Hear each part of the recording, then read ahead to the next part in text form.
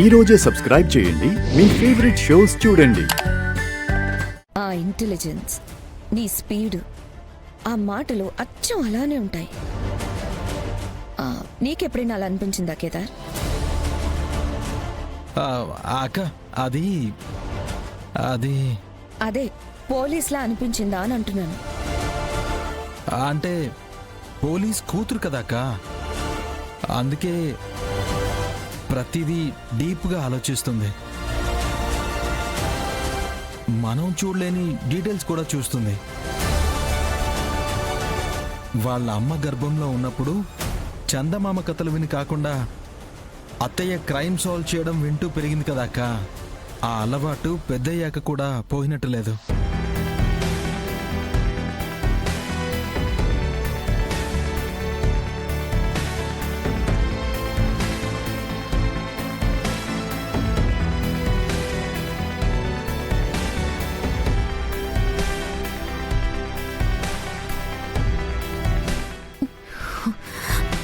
జగదాత్రి ఎందుకు నేను పక్కకు పిలిచింది? ఇప్పుడు ఆ అమ్మికి ఏం కావాలటమ్మి? నిషి అడుగుతుంది నిన్నే. వాళ్ళిద్దరూ నిన్ను పక్కకు తీసుకెళ్ళి ఏం మాట్లాడారు?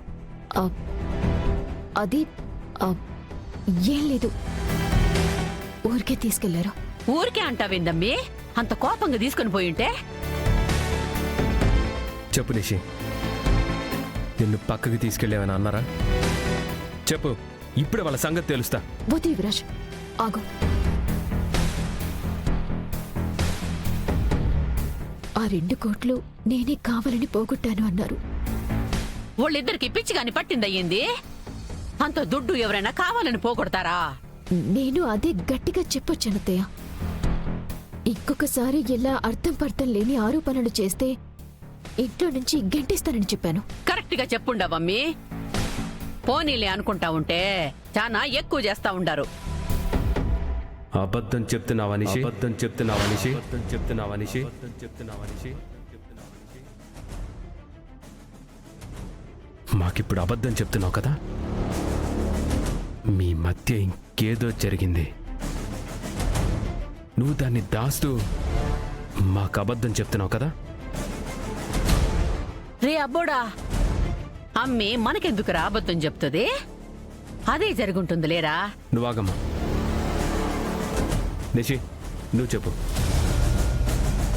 నిజంగా అక్కడ జరిగింది అంతేనా? అంతే యువరాజ్.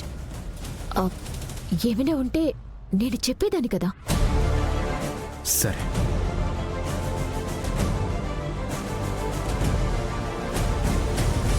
అబ్బోడా, అమ్మి చాలా పెద్ద ప్రమాదం నుంచి బయటపడి ఉండదు కదూ. కాసేపు పండుకోనిరా, మనం పోదాం పదా.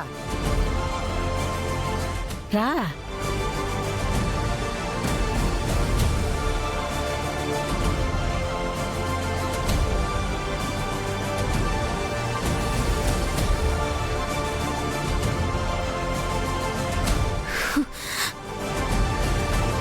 అత్తే వాళ్ళకు కూడా అబద్ధం చెప్పాల్సి వస్తుంది. అంతా జగదాత్రి వల్లే. ఈ చేతులతో దాన్ని మెడ పట్టుకొని బయటికి గెంటాల్సిన దాన్ని దాని కాళ్ళు పట్టుకొని బతిమలాడేలా చేసింది. ఓసి జగదాత్రి, ఒక్కసారి ఈ ప్రాబ్లం నుంచి బయటపడనివ్వు, అప్పుడు నువ్వు నా కాళ్ళు పట్టుకునేలా చేస్తాను.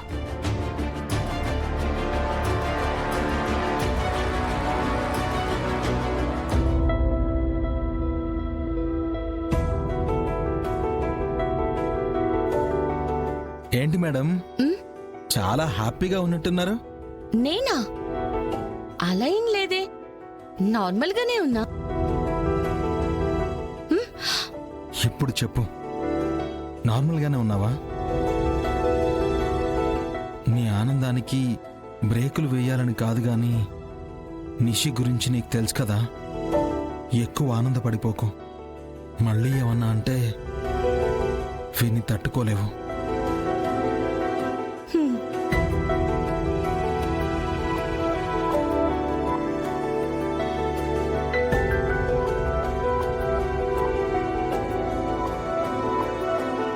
మావయ్య గారు, డెలివరీ అయ్యే వరకు వదిన్ని డాక్టర్ కంప్లీట్ బెడ్ రెస్ట్ తీసుకోమని చెప్పారు.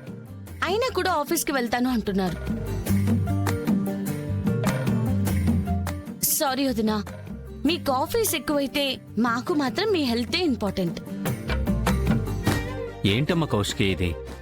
ఇంట్లోంచి వర్క్ చేస్తానంటేనే కదా నేను సరే అన్నాను. వెండర్స్తో మీటింగ్ ఉంది బాబాయ్, వెళ్ళకపోతే వర్కౌట్ అవ్వదని మీకు కూడా తెలుసు కదా. రే అబ్బోడా, అమ్మకి డెలివరీ అయ్యే వరకు ఎట్టా అయినా ఆఫీస్కి రాదు కదా, నువ్వు పోయి పనులు చూసుకుంటానని చెప్పు. మెల్లగా అక్క ఆఫీసులోకి ఎంటర్ అయ్యి దాన్ని నా రాజ్యంగా మార్చుకుంటానమ్మా. అంతేరా బోడా, పద. వెండర్స్ మీటింగ్స్ ఎప్పుడు ఉండేవే, మొన్ననే కదా ఎంత పెద్ద ప్రమాదం జరిగింది. అవును వదినా, డెలివరీ అయ్యే వరకు మీరు రెస్ట్ తీసుకోవటం మంచిదనిపిస్తుంది. ఆ స్ట్రెస్, టెన్షన్స్ అన్నీ వదిలేయండి. ఇంట్లో పని చేయడానికి ఇంతమంది ఉండారు కదమ్మే, అట్టానే ఆఫీసులో కూడా నువ్వు లేని ఈ నెల ఎవరో ఒకరు చూసుకుంటారులే. అవును వదినా, మీ ప్లేస్ లో ఎవరైనా టెంపరీ సీఈఓ చేయండి.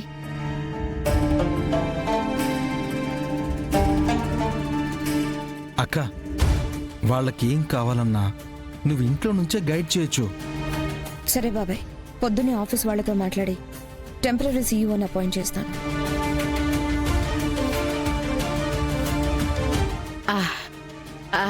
అమ్మీ, ఇంతకీ నీ కుర్చీలో ఎవరిని కూర్చోబెడతా ఉండావు? ఇంకెవరిని పిన్ని? బాబాయ్నే బాబాయ్నే బాబాయ్నే.